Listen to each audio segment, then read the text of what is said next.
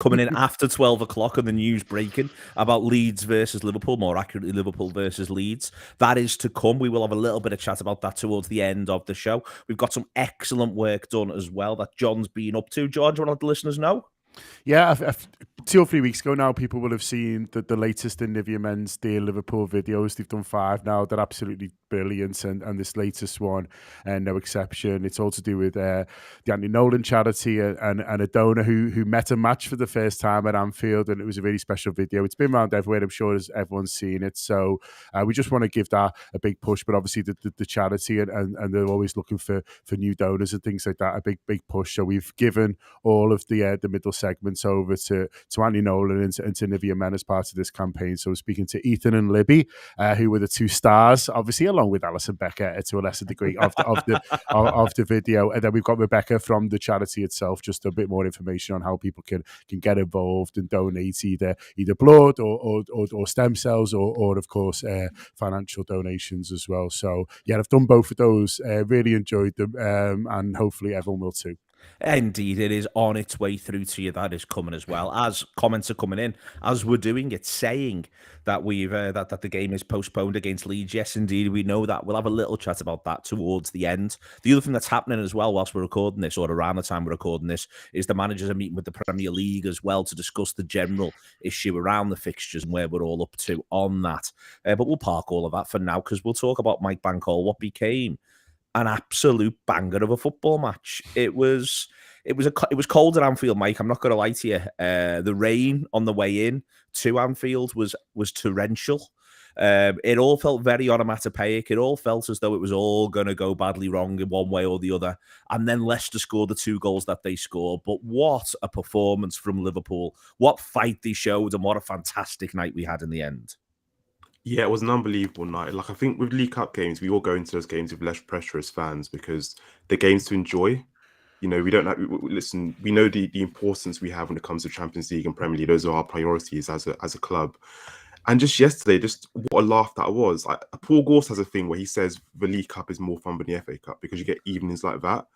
And like we've had so many of those in the League Cups. We've had the Arsenal game a few years back where we went on penalties as well. And that was just a cracking game. And I was so desperate to win it when their fans started singing "Feed the Scousers." Like with the League Cup, I'm always just like, you know, whatever happens, happens. But when I heard that, like I feel like such a visceral anger when I hear that, and I'm like, we have to beat Visa. Like I was so invested. It felt like a Champions League final. By the end of it, I was absolutely going crazy in my living room watching the game. So just so happy we won it. And there's so many good performances. I think a lot of players that did well yesterday are players that we're going to need moving forward in the next month or so as we have loads of games, and also maybe without Sadio and Mo, which has obviously been, we've been preparing for that for quite some time. But I thought Neco Williams did fantastically at right back. I thought, you know, Shimikas was good again last night. I thought James Milner comes on and does really well. And yeah, with the second half performance, to me was really encouraging seeing Konate do so well. And just what a night, honestly. Like, we're in the semi-final now. There's every chance we win this competition that people apparently say Jurgen Klopp doesn't care about. Well, actually, he might start caring a lot about this competition now. It is, Ian. It is just utterly spectacular the way in which the game unfolds. You know, to talk about whether or not the manager cares about the competition, I have watched the winner back from all angles, which could be my favourite feat of new media across the last 12 months, is being able to watch magnificent Liverpool goals put back from all angles over and over again on loop. And Klopp and Linders go absolutely berserk when it goes 3-3. They lose their shit like nothing on earth, as does the whole ground. It is really strange how a competition, if we go right the way back to the away game against Norwich, we would all have been of the view, well, it's good to get some lads a little bit of time, but ultimately it doesn't really matter, to the point that when that ball drops to Takumi Minamino, on all the coverage you can hear the ground make this noise of something is about to happen, and then when it does, it utterly explodes. Absolutely, Neil. I mean, I am someone who always wants to do well in the domestic cups. I like to see us go far, but I also understand the bigger picture. You know, we've got a slightly smaller squad than maybe one or two others, and you've got to factor that in. The games come ever so quick and fast. So the League Cup's become one of those where you want to go through, of course you do, but sometimes if you go out, it's one of them. And therefore, it might not always feel like the most important thing. But then last night, it quickly became the very most important thing. beating them. And that's what we did. And it's testament to kind of everyone, really, you know, the manager included. I thought maybe he got a selection wrong. I think it's fair to say that. I think it was maybe 1 or 2 kids too many. But he doesn't hesitate. He does not hesitate. And at half time, he makes the 3 substitutions, which was the right thing to do. It was a time for calm heads. It was a time for cool heads. We absolutely get that. Everyone settles down a little bit. The crowd gets on top of them, and they have a really, really poor 45, but take nothing away. Liverpool were magnificent in that second 45. It felt, John, it felt, you know, all the way down to the reaction of not just Jota after he scores the penalty towards their end, but Nico Williams goes and has a go as well. It really felt like Anfield just went, no fucking way.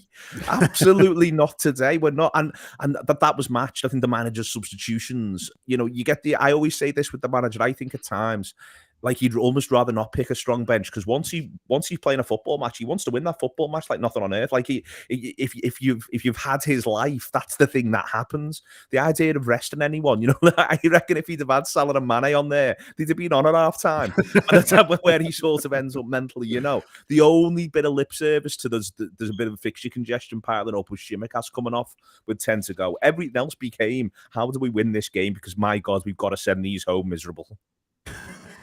Yeah, I think you're right, Neil. I think if, you know, Mo Salah would have been knocking about, he'd have ended up sort of on there. We make 4 subs, don't we, in the end? I don't know if they do the 5th, or maybe he's looking for Mo Salah. Like, someone check if he's in the stands.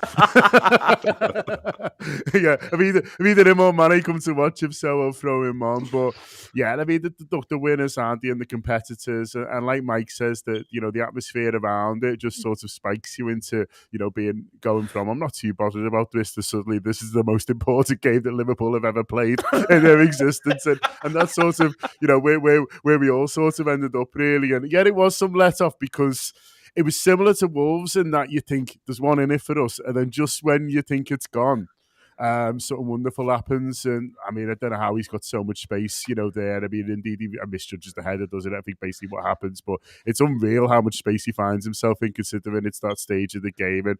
And yeah, some let off, some celebration, and yeah, delighted for them, really, you know, for the players who obviously played the full game, for the lads who came on, who made the big impact. And yeah, it was just really good fun. It was a lovely Wednesday night before Christmas, and I think, you know, I mentioned on the post-match show we did after the games, you know, it was a really, really fun one. I'd encourage everyone to listen. You know, use your tokens if you don't subscribe to listen to it last night, because it was great fun. But, you know, we sort of concluded as well. There was a little bit of Jürgen going, 55,000 of these mad heads have come out 3 days before Christmas for this game. It's freezing. It's poured down. You'd best do something here, you know, lads. You'd best pull this together. Yeah, we need to sort this for these for these mad bastards, and that's what he did. And I'm pleased, because he's one of the mad bastards. He might be the maddest of bastards. There's lots of little bits and pieces, lots of little stories in the game, Ian. And I agree with you. I think it isn't just even quite the nature that he ends up with one too many young players. It's that 2 of them are down the same flank, and then one of them's at centre half, and the other one's at holding midfield, and that isn't great either, you know. And I think Cometio especially just found himself just out of his depth a little bit. Playing up against Jamie Vardy, it's not unreasonable to find yourself a little bit out of your depth. They're the negatives. The positives, I thought Naby Keita was absolutely incredible. Yeah. He just came on, and it was like he'd been watching the game on the sidelines, just working out exactly how he'd dismantle Leicester. And then the manager went, well, go ahead, then half an hour, go and dismantle Leicester, will you? They couldn't get near him, Neil. Quite simply, they could not get near him. He was willing to take the ball in any space, drive at them, which he did countless times. His way to pass was excellent, and it was an Naby Keita that you know's in there. You know that player exists. It's just seeing him more often. And I think, you know, there's real green shoots with Naby. I think there's been a number of appearances this season where he has looked like the player we thought we were getting, or some kind of form of that player. He was brilliant last night. He wasn't the only one. I think Canate comes on, makes a huge difference. I agree with the Cometio point. You feel sorry for him. You don't want to dig anyone out here, because that's not what we're about. It was always going to be a challenge. Listen, Jamie Vardy has taken far more experienced players to the cleaners than Cometio, and it was always going to be a tough night. And I think putting him next to a Joe Gomez, who is clearly nowhere near his best level yet, understandably so, I would say. And I think 1 or 2 people maybe just need to kind of calm down a little bit on the Joe Gomez stuff, because he's hardly played any football in about what, 15, 16 months. It's going to take them a long time. So I think just putting them two together, it felt like it was going to cause a problem, and it did cause a problem. Leicester got experience up top. They took advantage. But then Liverpool get a grip of this game second half. And I think, you talk about great nights at Anfield, and there's a back catalogue as long as your arm. And there's no doubt there's bigger ones than what happened last night, certainly more historic ones. But if you talk about fight and determination and desire and commitment to get over the line, that's got to be right up there when you talk in those terms. It was simply brilliant from everyone on the pitch, but also everyone in the stands as well. And I think the manager was, you've seen his, I'm sure people will have seen his interview with Jan Fjortoft. He spoke glowingly, not only about kind of his time at the club, but actually, the fans last night, they kind of really, really lived up to what a really good Anfield experience should look and feel like. But no doubt, one or two of those players have done themselves no harm, Neil, going into a festive period where maybe the manager's looking at it now, and there's people like Naby Keita, there's people like Oxlade-Chamberlain who are really pushing for a midfield spot. I think Konate, he's someone similar who, you think maybe he's behind Matip and Virgil, and he probably is. But you look at him and you go, well, if any one of them has to come out, you've got no qualms whatsoever with putting Konate in there. It was another brilliant performance from him as well. I think the Keita aspect, Mike, I've long sort of felt that Keita, at his best for us, could be a bit of a flat track bully. But my point about this, though, is that Keita's flat track could take him all the way up to, say, Conte's Tottenham. If you see what I mean, that can be the absolute. That's what I mean here. He can flat track bully Leicester. That was a Leicester midfield that finishes the game with Tielemans and Maddison in, and they can't touch Naby Keita. They weren't absolutely weak as anything or anything like that. But he comes on and he's able to utterly dominate proceedings. And for me, if that is the trajectory that he's going on here, you can use a phrase like flat track bully, be accurate, but it could still apply to 28 to 32 games a season. They're flat tracks for Naby Keita because he could be that good. Yeah, I think, Naby Keita's actually had, for me, a pretty good season up until this point. The injury came at a really awkward time for him because he was hitting his stride and really doing well up until that point. We saw him against Man United do really, really well. And like you say, he's a flat track bully against Leicester. And when we talk about Leicester's midfield, there are midfielders in there that people are talking about potentially playing for the top four clubs. So Tielemans is obviously one that's been linked to Liverpool, been linked to Man City, I think, at times. Indeed, he's one that always gets raved about. And you just see Naby Keita absolutely run the show. Maddison's another one people rave about and talk about him being potentially a top four player. So yeah, I'm really excited by Naby Keita. It's a shame we're going to lose him in January as well, because I feel like with the games you have coming up in January, if you look at Brentford and Crystal Palace, those are the sort of games Naby Keita dominates. And as this record, our record with Naby Keita starting midfield is actually really exceptional when it comes to the number of goals we score and the number of wins we get. We rarely lose games when Naby Keita starts in midfield for Liverpool Football Club. So it is a real shame he's going to be missed in January, but the potential when he comes back is absolutely extraordinary because he is, like you said, a flat track bully and someone who has exceptional potential. We saw it yesterday. It's one. Ian also mentions Konate, John. I think that the extent to which I thought Gomez looked better second half as well, next to Konate, makes the error first half, which is a bit of a clanger, and we're lucky not to get punished. Beyond that sort of point, I felt as though the general sort of recovery pace from both of them looked stronger second half. We saw the same thing with Gomez at Preston, where first half he looked a little sluggish, and second half he grew into it. That has got to be a bit of a plan to get him minutes, I think, because we do want to be able to use that footballer that there could be. And him and Konate just looks as though it's potentially a lovely partnership. Yeah, he went up sort of several levels. Then Joe Gomez second half having a more sort of dependable partner alongside him. It's a tough sell that, first half really for Gomez, and I thought it was almost a bit unfair ask really, because he's playing with, fair enough, a left back who's played well this season, but a rookie right back, and then Billy Kometio who people have got hopes for, and that's fine, but looks miles off, being a player who can play against, someone of the caliber of Vardy at the moment, and obviously Daka as well, the front two there. So, Joe Gomez at his absolute peak, I think, would have struggled first half, and he's obviously not there at the moment yet, but I'm sure he'll sort of get back. So I think it was a tough ask. Second half, along with Konate, he looked much more comfortable. He looked like, the whole responsibility of Liverpool not conceding wasn't sort of on his shoulders, and you saw much more of the Gomez that that we know is in there, and we know the sort of caliber of player that he is. I think he's having to make a few adjustments. He feels like he's given himself half a yard a little bit more, having to anticipate things a little bit more. But to an extent, Virgil's had to do that as well. So coming back from the injury and getting back to sharpness. So that just shows he's clever as well as a natural athlete and as well as a really good footballer. So he'll be fine, Gomez. Look, he'll be glad that Vardy wanted the post, won't he? Because that was a real clanger just before half time. And if that goes in, it's 4-1, and we're probably not all smiling now. We've just been beat 5-1 by Leicester, and there's no game on Boxing Day. Is our reality of that. So let's thank whoever the footy gods for whoever put that extra bit. The saints of goalposts. Whoever made that one a bit thicker and a bit more bouncy. Yeah, Saint Maxi Rodriguez of goalposts. There is. I'll just come back to you on it, John. I thought for full 90 performances, I think from you see Firmino tire, I think a little bit, which isn't unreasonable. I thought Chamberlain was tremendous. I thought he was from minute one, and the idea that he grabbed this. I am one of the senior players, even up to and including. Andy pointed out to me when they were getting ready to do the pens. Chamberlain works with Kelleher.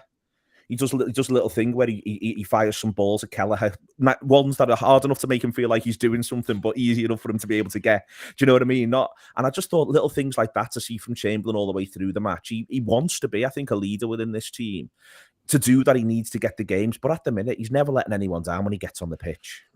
No, I thought he was very good, especially, first half when he needed to be and showing that leadership. I thought much of the play was coming down the right because Henderson was driving it, and you understand that. But when Chamberlain was on the ball, if you're going to be ultra critical, there was a couple of times where he maybe ran it a little bit too far. But I think that's just because he's trying to make things happen. And like you say, Neil, he's putting impetus on himself, especially in that first half as a senior player. So I think if he'd have had the likes of Salah and Mane up front, I think he would have released it a little bit quicker in certain instances rather than dribbling and either losing the ball or going into touch, which sort of happened, a couple of times as well. But you want to see that from him, really. You want to see him putting responsibility on his own shoulders, and it's a lovely goal. It's a really nice finish. The more you see, you appreciate it. I wasn't even sure if it took a deflection or what. When I was in the ground, I was just pleased it had gone in the back of the net. But when you see it, there's not that much of the goal he can hit that with, really, and he really places it into that corner. He doesn't smash it, which is the easiest thing to do when a ball breaks for you like that. He strokes it into the corner. It's a really, really nice finish. And yeah, I mean, Mike there was talking about hopefully a big 2022 for Keita, and I agree. We could say the same for Chamberlain, really. And a few months left on his contract, he'd be desperate to impress, desperate to finish the season well, and let's all hope so, because he does add something to our midfield when he's fit and going. On that and in general, a little eye on January, Ian. I liked, and again, they're playing against Premier League footballers here, let's be clear, better level than Brentford or Crystal Palace. I liked how Jota and Firmino linked up. We're obviously going to have to play at least some games. We'll still see what happens, but we're going to have to play some games without Salah and Mane and Keita, as has been mentioned. But I liked, it felt as though there's a little bit of understanding there. And then in amongst there as well, whether it's Origi or Minamino who plays with either of them or both of them, the idea that Origi and Minamino have now both got last minute goals for Liverpool is no bad thing either. 100%. I think just in terms of Minamino, I mean, you can't underestimate just what a tough finish that is as well. The context of the game, it's the very, very last seconds as well. And he's taken that down so well, but it's such a difficult finish from where he is. I think actually his finish and Jota's probably a little bit underrated. Really, really, really good finishes in pressure moments. I thought Firmino was good. Jota, I mean, my God, you run out of things to say because he is just unbelievable at the minute. I mean, every time he takes to the pitch, it looks like he's going to score. I was a little bit surprised he wasn't in the first five in terms of the penalties. I have to say that, especially when you see his penalty that he tucks away. I mean, it's ruthless. Just on that, just go back to your Vardy doesn't take one. Vardy, I believe, had a hamstring injury. Is what I've picked up this morning. They were a little bit unsure about him. He had a little kind of, he felt something in his hamstring. So I can only assume it was that. Jota takes his. It's a great finish. I wasn't totally convinced Minamino had kind of slot his pen, if I'm being really honest. Even though we'd taken that goal so well earlier on, it doesn't always translate. And I was a little bit nervous about his kind of walk up and stuff. But the Jota one, and then to do what he did in front of their end, Neil, I mean, my God, what a lad. Honestly, I must have watched it back about 10 times because it's just, if you were there yourself, if you were taking that penalty yourself, that's exactly what you do. That's exactly what any of us would do. And he does that. He lives that moment. He gives it to them. They fucking deserved it, by the way. And it was brilliant from Jota. But as I said before, you run out of things to say now because he's been sensational since he walked through the door. He really has. I think there's been times where, people have pointed at certain things and said, well, he goes missing in 1 or 2 games. Listen, that might happen. But you know what? He more than makes up for it with those moments where he's just tremendous. He knows exactly where to be. Real top-notch penalty box player. But actually, there's a little bit more to his game than that. And it will be interesting in January because obviously we are going to be worried about Salah. We are going to be worried about Mane and losing those players. And we don't know what January looks like yet in terms of fixtures. We certainly know the way the League Cup ones fall. They're not going to be available for that, which is a real shame because I think you're at the point now where when you get to a quarter-final, when you get to semi-final, you're not far away. Take it seriously. Try if you can to play as many of your best lads as you possibly can. And I was keen for us to go a little bit stronger last night. I'm keen for us to go as strong as we possibly can against Arsenal. I know it falls either side of the Shrewsbury game if it ends up being 2 legs. And you're obviously worried about COVID and you're worried about injuries and stuff around the games. But hopefully we can push on from here because it would be nice to get a domestic cup in the cabinet. This is one where the Shrewsbury game actually being Shrewsbury your own, Mike, to look ahead there, it means if you've got a couple of games lined up there where you can play Jota and the games against Arsenal, they're not the game against Shrewsbury. That's not to say Shrewsbury will be a walk in the park, but from a Liverpool point of view, I do think that there's a thing here where if we suddenly find ourselves in the 6th round of the FA Cup, absolutely fine. But if we're prioritising a domestic cup run, well, in one of them right now, we are in the semi-final. Do you know what I mean? It's there for us now. And I think you will see Liverpool go pretty strong in the semi off the basis of the fact that at least in that first, after that first game, it is only Shrewsbury. And I mean that with the greatest of respect, but it is only Shrewsbury on the Saturday in the FA Cup. Yeah, with the great respect to Shrewsbury, it's a game we can afford to rest a few players in. And actually, the way the games fall means that you can actually go strong in, if there are 2 legs, you can go strong in both of those games. And now that we're in the semi-final, we're the strongest team left in this competition. I don't really fear anyone that's left in the competition. So why not go and win it? We'd all have a day out in Wembley in February, hopefully in the kind of spring or something, whatever it is, if it gets delayed. And yeah, why not go and win it? Like the League Cup, for me, like I said, we've had so many fun nights in the League Cup in the last few years. And like, our record in domestic cups is one that, like Ian mentioned earlier, is a bit frustrating. I understand why. Listen, it's not our priority. We're a club that exists to win the Champions League and the Premier League. Those are always going to be our kind of bread and butter. So to kind of go on a nice little run, beat Arsenal on the way to kind of hopefully winning this cup would be really nice. It would be indeed really, really nice. It's a strong opportunity for them, John. Before we get into the inserts, it is a strong opportunity for them. It's also, you get the impression here, we're surrounded by Liverpool players who have had and will hopefully continue to have absolutely glittering careers. But this is the option for a couple of them who may, there's every chance, for instance, Minamino moves on next summer. But it'd be absolutely fabulous for him to get to play his part in this quarterfinal, in the things that have gone before then, in what comes next, in a semi-final, and maybe even in a final. Because I think the manager will actually have a bit of an attitude of, I'll back the lads who brought us to the dance if Liverpool go all the way in this. That is what he'll want to do, and then he'll have his options from the bench. There's footballers here who've got the opportunity to really, really get to have enjoyed being Liverpool players one way or the other.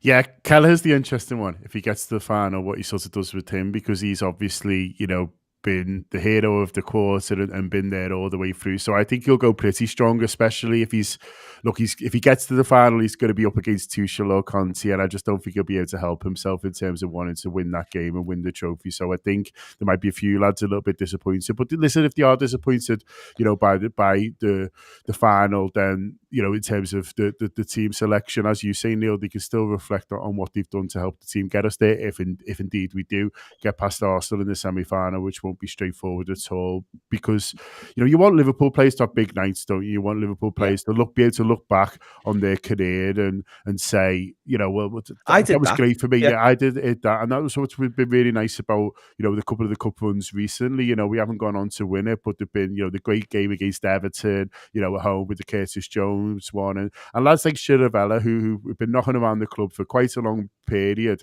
are now able to do interviews if they have and say, but those games were brilliant, and I really showed that I was a Liverpool player when I was a quality player. So yeah, we have had some big nights in the cup, and listen, last night was brilliant. I absolutely loved it. I had a fantastic time and was absolutely made up. I was pulling my tongue out like Diego Jota all the way home.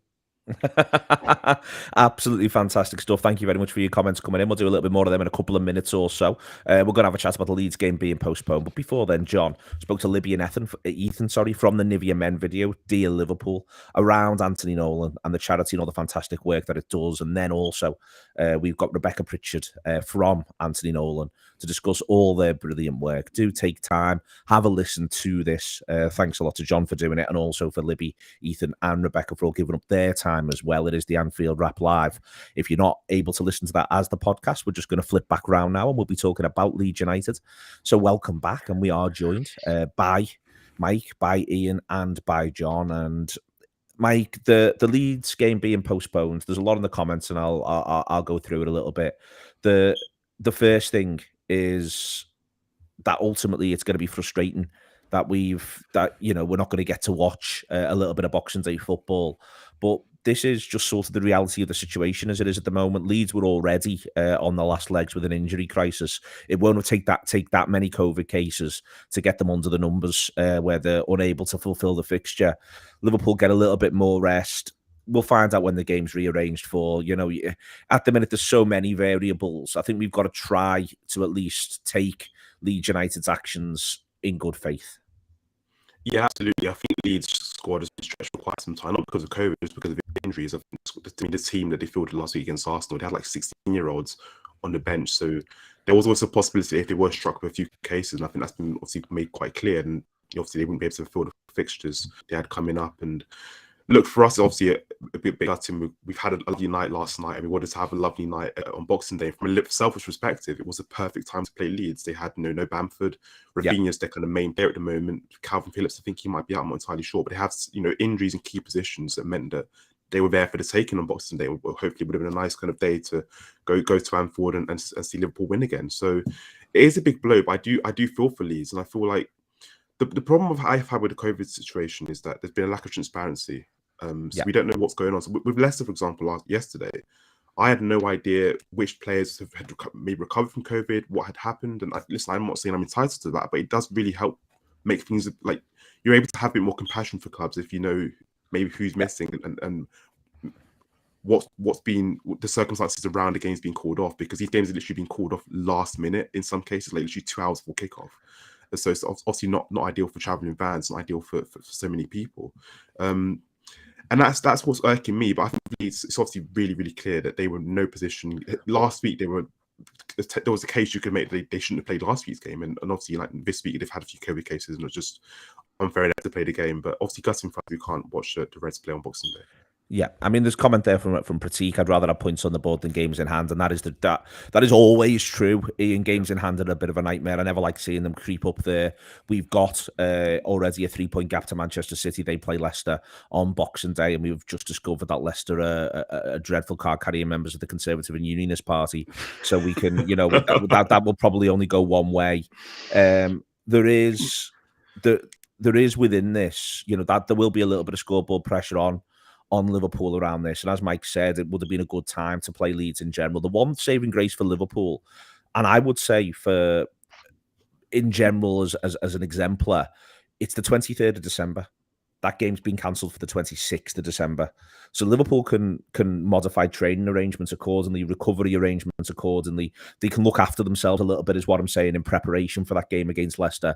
And that is no bad thing, I think. They get to target that game against Leicester in a way that other sides haven't got that luxury, if we're honest about it.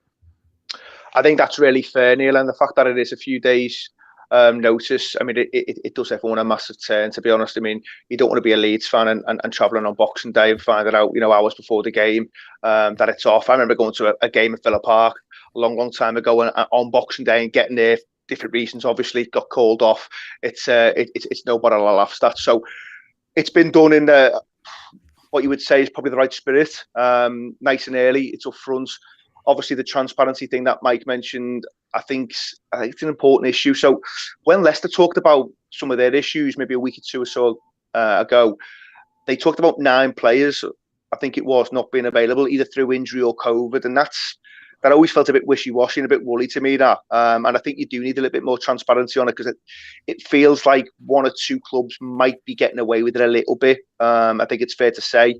It certainly feels that way anyway, without having the kind of hard facts in front of us. You just get a feel for it, what people are saying online, what some of the journalists are coming out with. It does feel a little bit like that. But from Liverpool's point of view, I mean, Jurgen was very vociferous last night after the game, talking about the 26th and the 28th. He's no longer got that problem. He's able to go into that Leicester game, all being well, if it goes ahead, with a kind of fresh set of legs, I suppose. And maybe it would have changed what he put out against Leicester if he'd known this game was going to be postponed, because he's now got that little bit of a gap and that little bit of a break. But Liverpool should be fit and firing. Now, I think the only thing is it brings into play that Andy Robertson's now probably going to miss I think he will miss the Chelsea game, because of the postponement of the Leeds match. So that's now a thing where we won't have Robbo against Chelsea, which is a bit of a blow. But Tsimikas has done really, really well.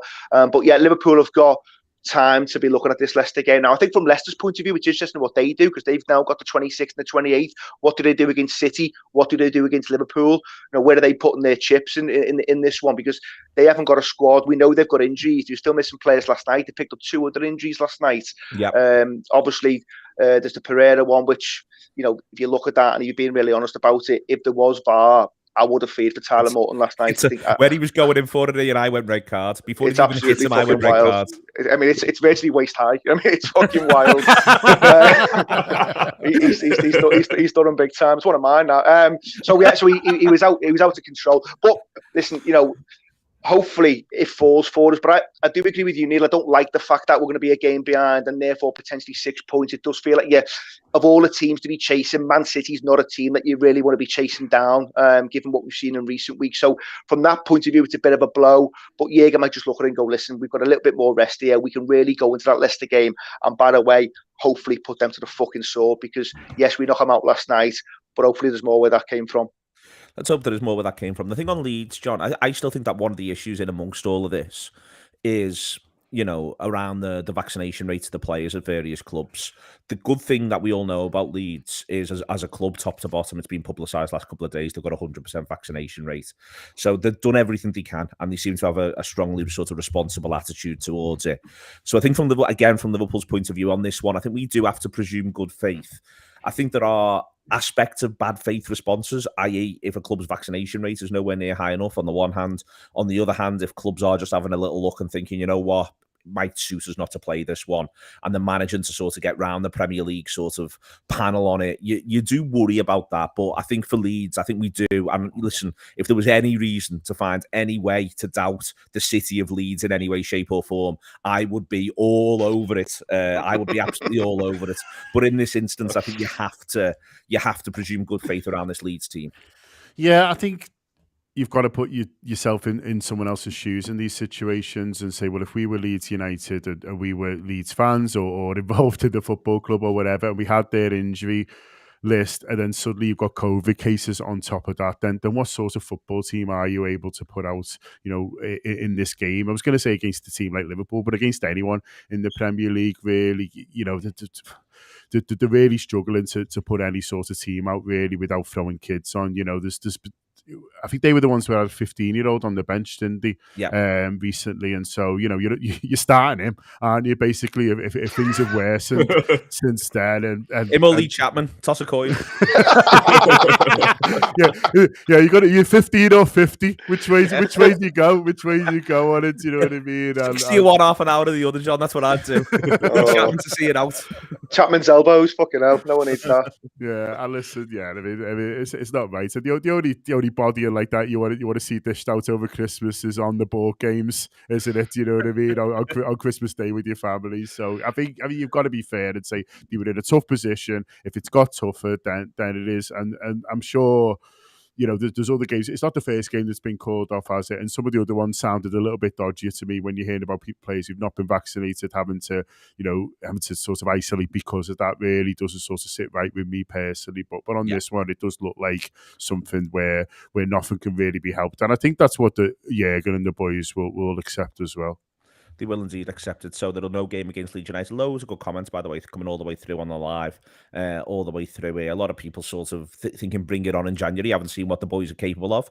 Others feeling a little bit like, yeah, obviously we don't want to have too many games in January when we haven't got Salah, Mane and Naby Keita. For me, the truth of that's sort of halfway in the middle. Simply, I think from the point of view of, what I think that with the quality that we can show with the likely run of fixtures we've got, that's absolutely fine. But Salah, Mane and Naby, they obviously have enormous quality, but they're also additional bodies who have a certain level of quality, and the idea of limiting your rotation options will make it a little bit tougher from that sort of thing. But loads and loads of really, really good comments all the way through. Thank you very much to them. Thanks very much indeed to Anthony Nolan and to Nivea and John for doing all of that work there. Rebecca, Libby and Ethan as well. Thank you very much to Andy Heaton for producing. Thanks to Mike Bankhall and to Ian Ryan for the show. John Gibbons as well on the show. A pleasure as ever. Fantastic stuff all the way through. But just thank you very much indeed to Liverpool Football Club, who yet again managed to deliver one of their weekly football miracles to send us all into Christmas with one hell of a spring in our steps. They are absolute gentlemen. They are a set of superstars, and trust me, we could not be luckier to have them.